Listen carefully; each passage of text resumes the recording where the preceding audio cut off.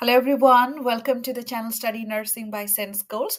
Today in this video, we are going to discuss about a detailed nursing care plan on airway obstruction.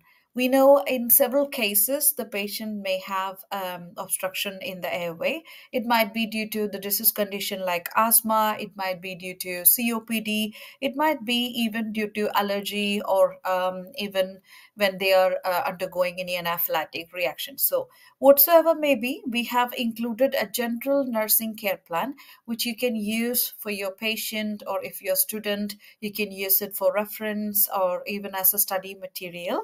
So let's see what's included in the video today. You're going to learn about, or you would go through nursing diagnosis.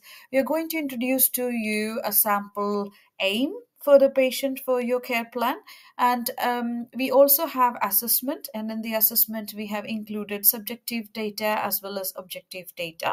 So some of you might not be having an idea of what it is. If you have not got an idea, please make sure that you watch the other videos, especially introduction to nursing care plan, where we have detailed explanation on how to create the nursing care plan, or what are the fundamentals, or what exactly is assessment data means. All right. We would also learn in this video what all things to monitor in a patient who has airway obstruction. And most importantly, we have included the nursing intervention. And at the end of the video, we will also go through evaluation. And for your ease, we have included a sample scenario where I'm going to take you through a sample situation, an example of what you would do as a nurse. All right. So I hope we are ready to dive into the video in detail. Let's begin with the diagnosis. Based on the the institutional protocol, you can use several diagnoses. It's not mandatory that you always use an ANDA diagnosis. In this case, I have put across two different nursing diagnoses to write down in your care plan. One is ineffective breathing pattern, or you can simply write as patient has shortness of breath as evidenced by a specific score, if you have it, or as evidenced by verbalization. All right. So this is a nursing diagnosis. Let's move to the assessment. So in the assessment, you may or may not have the subjective data, that is what the patient tells you. For instance, if the patient is in severe dyspnea or breathlessness, they might not be able to talk to you, isn't it? So in that case, you can write down in your care plan that the subjective data is absent, or if the subjective data is present, that means the patient can talk to you. They might tell you that they can't breathe, or they feel breathless while walking or going to the toilet, or simply that they can't lie down. All right. And in the observation or objective data, you're going to capture a couple of things from the patient. All right. So what all data are you going to collect in your nursing care plan? To begin with, you're going to observe the vital signs that includes temperature, the pulse or the heart rate, the respiration, and the blood pressure. I don't know if I've told blood pressure already. All right, so it's a TPR and BP, temperature, pulse, respiration, and BP. So why do you obtain temperature? So sometimes in the case of pneumonia or any active lung infection, the patient can have elevated temperature, isn't it? The respiration is very important because primarily we are speaking about an airway obstruction. So respiration and is very important. When you observe respiration, it's at the same time important to note the characteristic of respiration. If you haven't learned, feel free to go and scroll through your fundamentals of respiration. And I believe I would be able to release a video on detailed nursing assessment. So hopefully I can give you that video. If not, you can go through the characteristic of respiration. That includes the rate of the rate, that is a number of respiration per minute. You can also look for the rhythm. Is there any abnormal rhythm for the respiration, any equal or unequal expansion of the lung on both sides, and the depth when the patient is taking the breathe in, how how about the chest movement that you are able to observe. You would also look for a specific breathing pattern that includes pursed lip breathe in, or orthopnea. Orthopnea is a situation where the patient is able to breathe when they are sitting up, that is unable to breathe when lying down. All right. Okay. So these are the things that you try to capture from the patient. You would also obtain some of the additional data that includes, but most importantly, patent airway. You can look for any nasal flaring. You can obviously look for signs of breathing, isn't it? Depending on the situation. So as signs of exertion, any use of accessory muscles for the breathing, that includes the sternocleidomastoid, or the neck muscles, or the any other muscles that includes the diaphragmatic breathing, any of the exertion movements that you can look in the patient.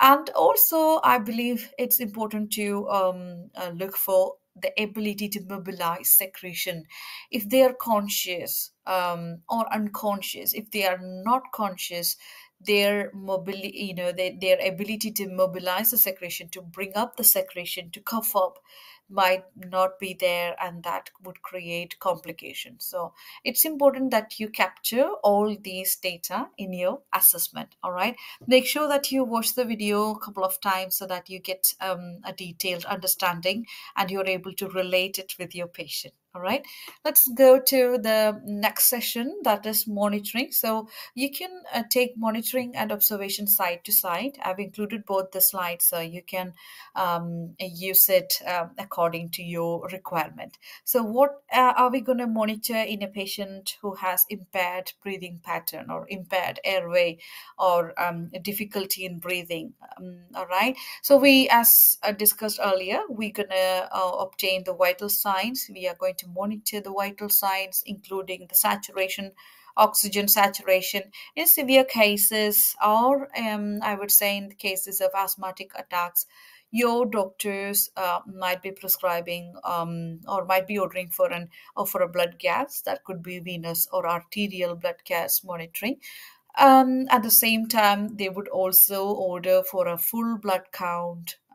Yeah, and these are the main monitoring things. And at the same time, hand by hand, you would also send the sputum for checking, and the ability to cough up the secretion, the breathing pattern, you're going to monitor for that as well.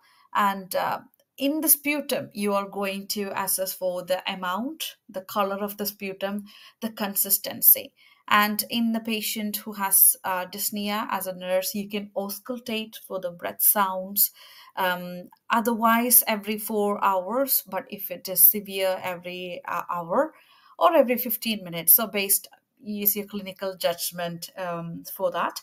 And it's also important to monitor or assess for the peak flow or patient's expiratory flow rate and volume.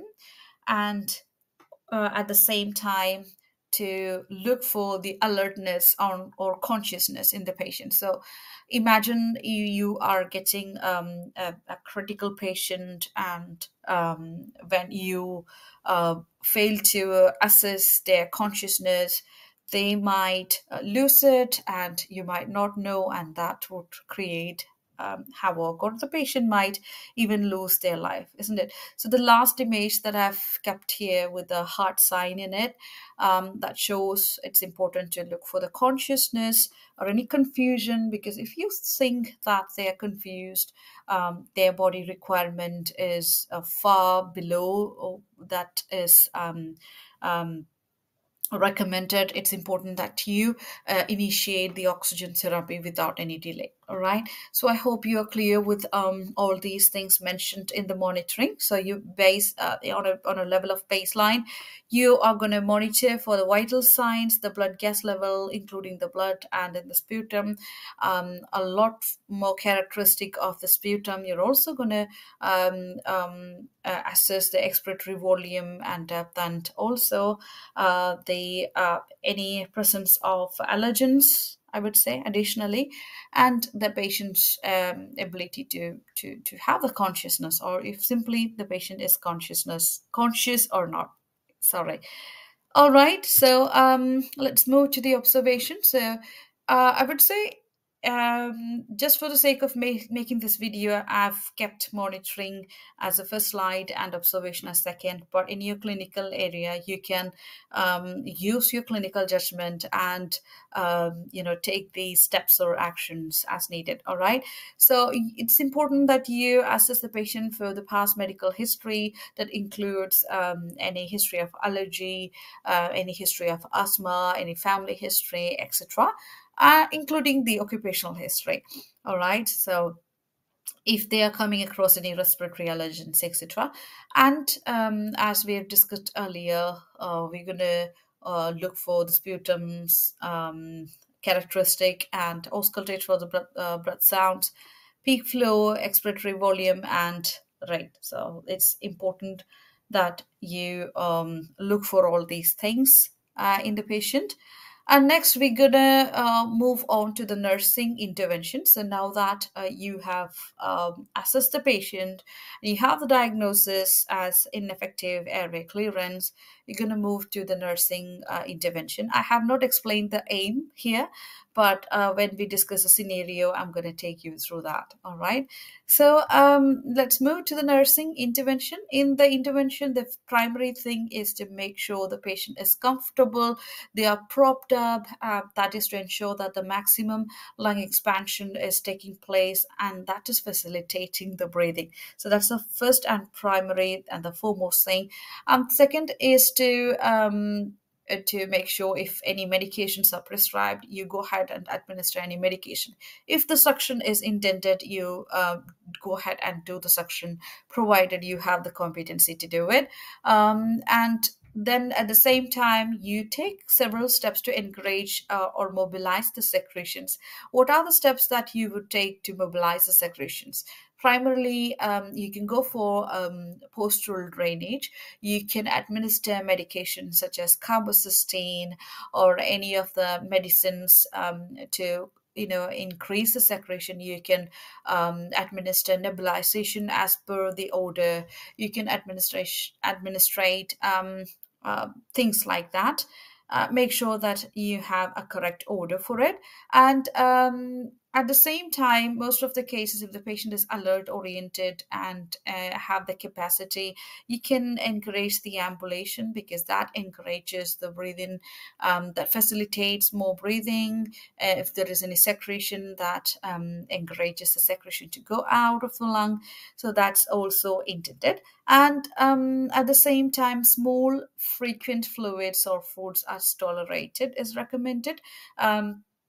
Most of the time, when the patient has already got the breathing difficulty, if we try to give a lot of food or fluids, they might feel it tough on them, unable to breathe properly, because that brings up the diaphragm a bit up, and then that causes congestion of the lung. It literally does not cause, but I hope you understood how it works. So it's tough for them to breathe when their tummy is full, I would say. All right. So we have already discussed the point of postural drainage for the mobilization of secretion. In the teaching, refer for your institutional protocol. If the protocol permits you to teach breathing exercises, if your hospital or the setting that you're working has leaflets that explains procedures or explains breathing exercises, please feel free to give it to them and demonstrate if it is intended. And also in some of the cases, the doctors might be advising for a spirometry, or even the physiotherapy. So encourage them to exercise with the spirometry, and also referring them to dietitian or physiotherapist based on the patient requirement. That is, if the patient secretion is not improving, suppose the patient is not conscious, they are on ventilators, or any of a critically ill condition. Okay, so in that case, reach out to the physios for the expert opinions that might include position change every 2 hours or every 4 hours, etc. This is, for example, I'm saying. And of course, for dietitian, if they have any allergy, you may want to take an expert opinion on any meal arrangement, or any of the additional requirement in case they are not ready to take food, and that is affecting their nutrition, and that is in turn affecting the delay in recovery. Okay, so in these points or these cases, you can refer to the multidisciplinary team you have at hospital. And lastly, repeat the observation frequently and reassess the patient, and also escalate if you observe any complications. So this is important, especially when you have an ongoing care plan on your patient. If you're a student, you might have a 1 week or a 2 week care plan. If you're a nurse, you might have the care plan for your patient for your shift. So depending on that, try to write down the plan accordingly. All right, so I believe it's clear for you. Like I was saying, make sure that you watch the video multiple times so that you get an idea.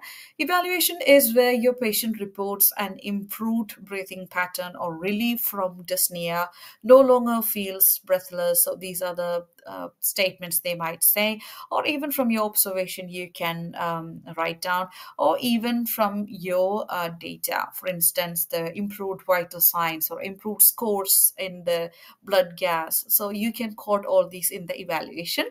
All right, so with this, we have completed the nursing care plan. I'm going to quickly take you through a sample scenario, as we have mentioned in the beginning. So here is Mr. Thomas, a 40-year-old male who is admitted in your unit with the complaint of shortness of breath. To keep it short and simple for the teaching purpose, I've not included much of the detail, but I would say in a classical scenario where a patient is admitted in your unit, they might have an elevated vital signs, or I would say abnormal vital signs, with the respiratory rate of 28, increased blood pressure, increased temperature. They might have in case of any infection, any lung infection. So these things would also be there in the scenario. So let's see what you would monitor for Thomas. So when you go introduce yourself, then you start taking the data, and it's important that you begin with the vital signs, which is including the saturation, and look for the doctor's order for the blood gas. And when you go, ensure that you're taking some samples that includes the blood, the sputum, or in case of infection, you can even take a sample of urine if it is ordered by the treating team. All right, you are also going to assess Thomas' capacity, whether he's alert, he's able to bring up the secretion, whether he has got enough capacity. So all these things you would observe. At the same time, you would also take a history of Thomas, what job he does do, does he have any active allergy, how about the family history, any of the past medical history, etc. And if he is a case of asthma, ensure that you ask for the environmental condition, including the conditions he's having at home, presence of any mold at home, any other exacerbating condition, if he had any episode of stress, etc. In case of asthma, if you would like to learn more about asthma, make sure that you watch our video on short notes on asthma, where we have discussed in detail, including the history and what all assess for a patient in asthma. All right. So back to the observation. This is mostly the same as we discussed in the previous slide. So you're going to observe all these things in Thomas. You're going to assess in detail. And after your detailed assessment, you came to know, you came to design the nursing diagnosis, which is ineffective breathing pattern. And what would be your objective? Your objective or aim should be by the end of my shift, and you can even add the date and the time when when you're ending the shift. Mr. Thomas experiences relief from breathing difficulty. So, as simple as that.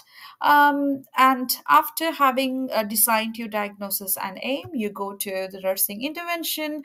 So, beginning with a proper position, a comfortable position for Thomas, making sure that an emergency kit is available near to him in case of any emergency, in case he goes to any arrest, any absence of breathing, in case of any deterioration. You have the required equipment nearby him. And if I were the nurse, I would immediately consider the medications or any inhaler, and I would ensure there is an active order for it. So I might give Thomas an inhaler or nebulization or any medication as per the doctor's order. Once I made sure I've settled the patient, I would also be ensuring that he is properly fed and he is eating and drinking well. If there is any allergy, including food allergy, we would take care of that and liaise with the dietitian department, ensure that he is getting no food with which he has allergy on. In the nutrition and food and fluid, if Thomas is hyperpyrexic, if he is having temperature, not able to take in food or fluids normally or orally, I would escalate this to the doctor and get a fluid prescribed for him, say a normal saline. So it all depends on the clinical scenario you are on. And in most of the cases, I would say in 99% cases, the doctors would themselves be able to prescribe it. But as a nurse, you can additionally observe, and if you think that no, he is not going to take any of the food, or if you observe that the blood pressure is low and he has apparently not been eating, not been drinking, escalate it to the doctors and you can have a discussion on how to improve his nutrition. All right, so that was a detailed description on point number 4. Point number 5 we have discussed, and 6 is depending on the situation, you can assist in mobilizing him. That would fasten his recovery and also facilitate in the lung function. Observe for any improvement or adverse reaction. This is especially important when he is newly diagnosed with conditions like asthma. In that case, he might be given new medication that might include theophylline, that might include albuterol. All of this might cause side effects that includes tremors or dizziness or changes in the cardiovascular system. So make sure that you're observing all these adverse reactions. Once again, we have made associated videos, including drug study on asthma drugs and detailed nursing diagnosis on asthma. So make sure you watch those videos. Point number 8 describes spacing the activities, including meal time. So discuss with your patient, make a plan including you and the patient, so that he will feel like participating in his own care, and he has a voice and he decides what to do. For instance, if he is somebody who is hospitalized and can work online, and he tells you that he has got a meeting at the specific time, try to finish the medication before that time and ensure that the meal is served before it. Or if the meeting is coming during the meal time, ensure that you have the facility to heat his food once he is ready post his meeting, because for him his occupation, his social life, his other life is also important. isn't it? So ensure that you have a detailed planning, a sensible planning by discussion, by proper discussion with your patient. All right. Let's move to point number 9, that says reference. So if once again, if he's a case of asthma, he might need a reference to the community center. He might need reference for the follow-up, etc. That leads to point number 10, which is teaching, that includes the use of an inhaler, use of a spacer, use of several respiratory medication if they are intended for a long-term use, including any steroid therapy or any of the medication for dyspnea. All right. So these are the things that I would do as a nurse if I have a patient with airway obstruction. All right. So I hope it's clear until here. In evaluation, I would write Thomas reports relief in breathing as evidenced by verbalization, or I would simply write Thomas reports relief in breathing towards the end of the shift, or even I can, as we all, as nurses, we highly recommend evidence-based practice. So as an evidence, I would ensure that I write the evidence for improved care that includes respiratory rate, absence of shortness of breath, etc. Or simply, I can say, all right, Thomas reported relief in breathing as evidenced by an improved vital signs, and I would write down what it is, and verbalization of absence of shortness of breath, all right? Or even Thomas can now freely walk, something like that. Okay, so that calls for the a wonderful video on nursing care plan, I believe. So by this time, you have learned about nursing diagnosis, how to formulate the aim, how to do the assessment, what all things to monitor for a patient, a detailed nursing care plan, and evaluation. I hope you subscribe to the channel for more learning. If you're somebody who plans to improve your knowledge level or improve your proficiency, I would also recommend subscribing to the channel if you are about to start your career as a nurse, if you are somebody who aspire to become a nurse, or even you are a student nurse and you have a study group, and instead of overusing the social media, you intend to dedicate 30 minutes to study. Okay, so these are the groups that I would recommend subscribing to the channel, liking the video. I hope you have got enough knowledge from this video. Make sure that you watch the associated ones. Make sure that you repeatedly watch this particular one to have a deeper understanding. Thank you so much for watching, and I wish you good luck.